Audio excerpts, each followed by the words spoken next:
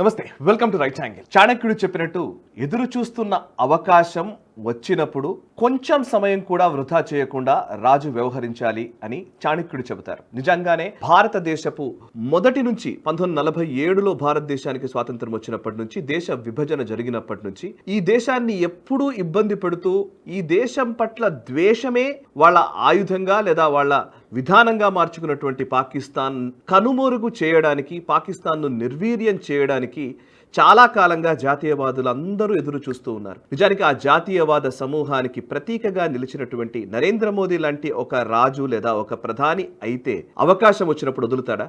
వదలడు కదా.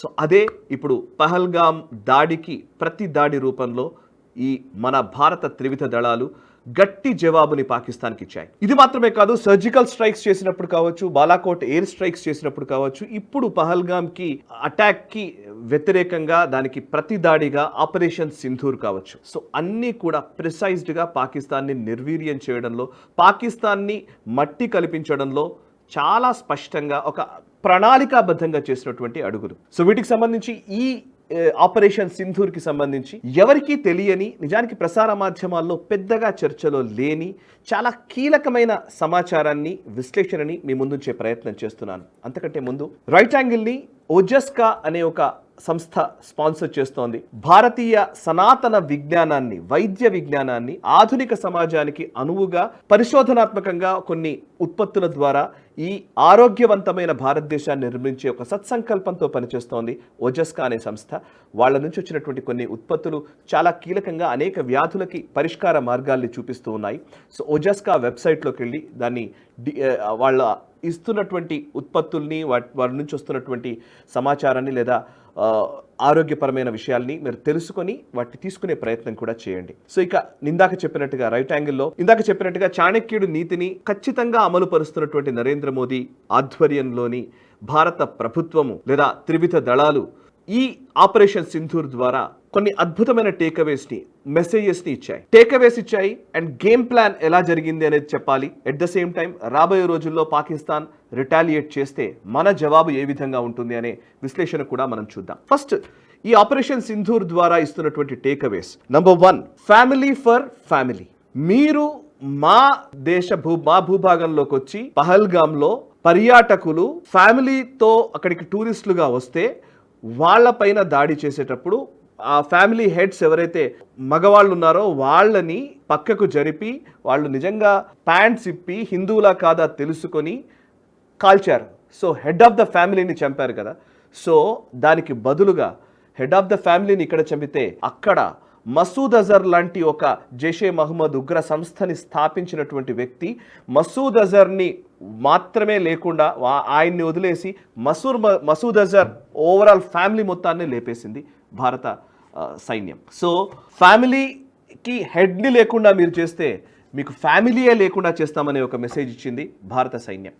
2, హిందువుల్ని టార్గెట్ చేసుకొని మీరు దాడి చేస్తే సింధూర్ అనేదే, ఆపరేషన్ సింధూర్ అనే పేరుతోటే మీ పైన మేము ప్రతిదాడి చేస్తామని ఒక మెసేజ్ ఇచ్చారు. 3వది, నిజానికి పాకిస్తాన్ ఈ పహల్గామ్ దాడి తర్వాత చాలాసార్లు మీరు ఒకవేళ దాడి చేస్తే భారత్ సైన్యంలో పనిచేయడానికి సిక్కులు నిరాకరిస్తారు అనే ఒక నెరేటివ్ని తీసుకొచ్చారు.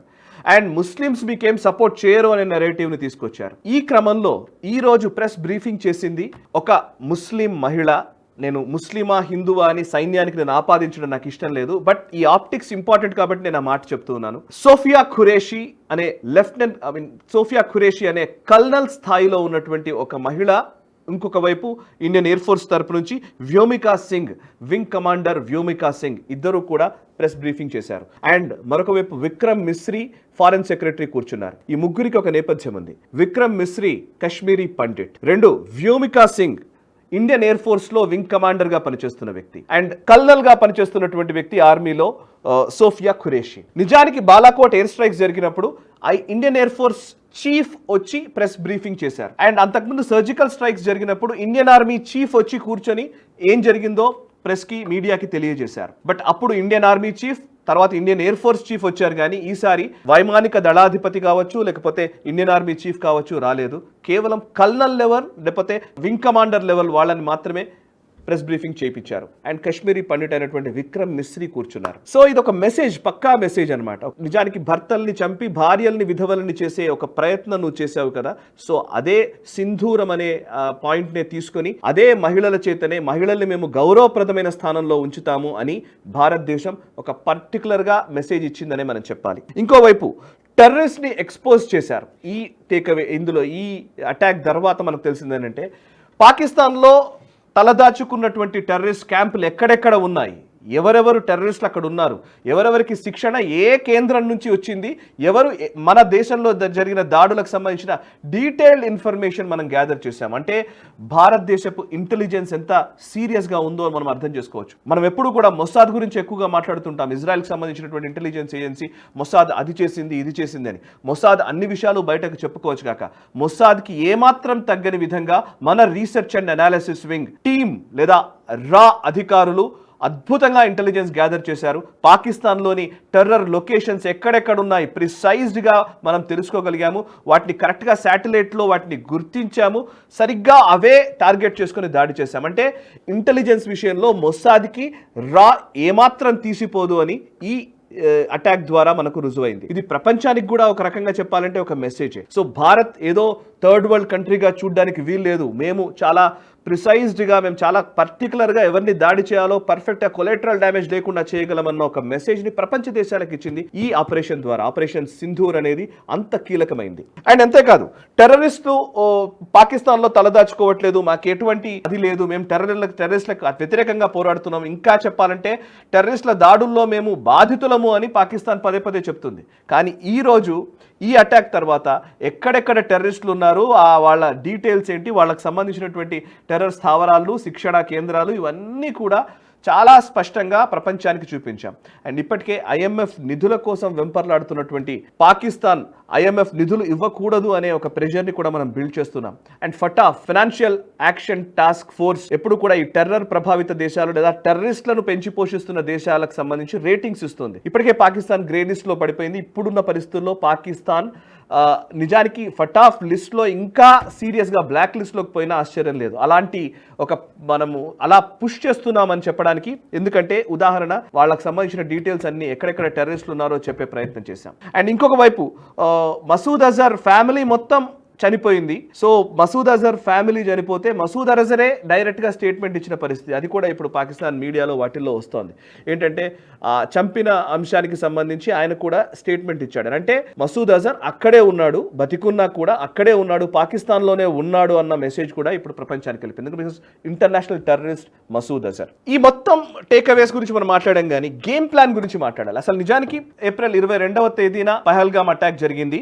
ఈ మే 7వ తేదీ వరకు ఏం జరిగింది అనేది చూస్తే కనుక ముందే ఆర్మీకి లేదా డిఫెన్స్ ఫోర్సెస్కి ఫ్రీ హ్యాండ్ ఇస్తూ భారత ప్రభుత్వం నిర్ణయం తీసుకుంది. అఖిలపక్ష సమావేశాన్ని నిర్వహించింది. ఒక రకంగా చెప్పాలంటే మొత్తం దేశవ్యాప్తంగా ఒక కన్సెన్సస్ బిల్డ్ చేసే ప్రయత్నం జరిగింది. భారతదేశానికి మద్దతుగా చాలా వరకు అందరూ నిలిచారు. కొంతమంది అక్కడక్కడ మాట్లాడుతున్న వాళ్ళు ఉండవచ్చు, కానీ మాట్లాడిన వాళ్ళే ఎక్స్పోజ్ అవుతున్న పరిస్థితి. ఎందుకంటే మోదీకి వ్యతిరేకంగానో లేకపోతే ప్రభుత్వానికి వ్యతిరేకంగానో మాట్లాడితే ప్రజా వ్యతిరేకత ఎదుర్కోవాల్సి వస్తుంది అనే స్థాయికి ప్రజల ఆగ్రహం చేరుకుంది. సో ఈ నేపథ్యంలో భారత ప్రభుత్వం చేసి and at the same time కేవలం ఓన్లీ ఆర్మీతోనో వాళ్ళతోనో స్ట్రాటజిక్ మీటింగ్స్లోనో నిమగ్నం కాకుండా ప్రధాని నరేంద్ర మోదీ గారు డైవర్షన్లోకి తీసుకెళ్ళిపోయారు. మొత్తంగా డైవర్ట్ చేస్తూ వచ్చారు. ఆయన ఓవైపు ఆర్మీ చీఫ్తో మాట్లాడారు, నేవీ చీఫ్తో మాట్లాడారు, ఎయిర్ ఫోర్స్ చీఫ్తో మాట్లాడారు, అజిత్ దోవల్ గారితో మీటింగ్స్ జరుగుతూనే ఉన్నాయి, ఇవన్నీ జరుగుతూనే ఉన్నాయి. కానీ ఇంకొక వైపు అసలు వీటితో సంబంధం లేదన్నట్టుగానే అటు ముంబైలో వేవ్ సమ్మిట్ నిర్వహించారు, ఇంకోవైపు విలింజం పోర్టు అన్వేల్ చేయడం జరిగింది, అటు అమరావతిలో శంకుస్థాపనలు చేశారు రాజధానికి సంబంధించి, అండ్ ఇంకొక వైపు యూకేతో ట్రేడ్ డీల్ నిన్ననే కుదుర్చుకున్నారు, ఫ్రీ ట్రేడ్ అగ్రిమెంట్ జరిగింది. ఇంకోవైపు స్పేస్కి సంబంధించినటువంటి ఒక దాంట్లో నిమగ్నమయ్యారు. అండ్ ఈ మధ్యకాలంలోనే ఈ వారం 10 రోజుల వ్యవధిలోనే రకరకాల మీటింగ్స్ ఒకవైపు పాకిస్తాన్ని టెన్షన్ పెడుతూనే ఇంకొక వైపు మాత్రం మన కార్యకలాపాలు ఎక్కడ ఆపకుండా వెళ్తూ ఉన్నాం. సో ఇవన్నీ అండ్ మొన్నటి వరకు కూడా రెండు మీటింగ్స్ జరిగాయి, స్ట్రాటజిక్ మీటింగ్స్, ఈ సెక్యూరిటీ విభాగాలతో జరిగిన మీటింగ్స్ 2-3 జరుగుతూ వచ్చాయి. బట్ నిన్న ఈ అటాక్ జరగడానికి ముందు రోజు చెప్పాలంటే కేవలం అజిత్ దోవల్ గారితో మాత్రమే మాట్లాడారు. అది కూడా కొంచెం బ్రీఫింగ్ జరిగింది అంతే, నథింగ్ ఎల్స్. అండ్ యూకేతో ట్రేడ్ డీల్ చేసుకున్నారు.